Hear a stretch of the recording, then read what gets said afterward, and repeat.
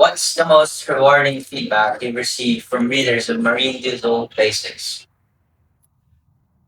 The readers of the books have been very generous and kind with their comments and feedback, ranging from, thank you for the book, it's a great help, to with the subscribers get a monthly extract from the new book, which is 500 pages and 2,500 drawings explaining how things work. And I get feedback from that as well when I make a mistake, or there's a gear going the wrong way, or there's a spelling error or something like that. So I get feedback.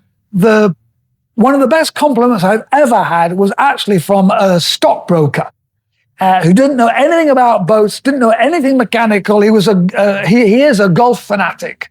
Okay, great guy.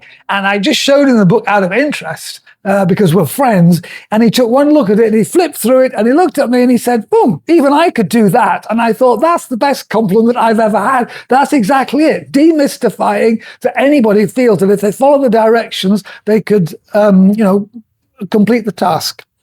So that's kind of feedback I've had. I've also had feedback from people who have been in difficulties and then they've found a solution to what the trouble was and felt confident. I had one very nice letter from a guy who said that having got the maintenance book and applied the book on their boat, that both he and his girlfriend now were enjoying boating so much more because they felt more confident.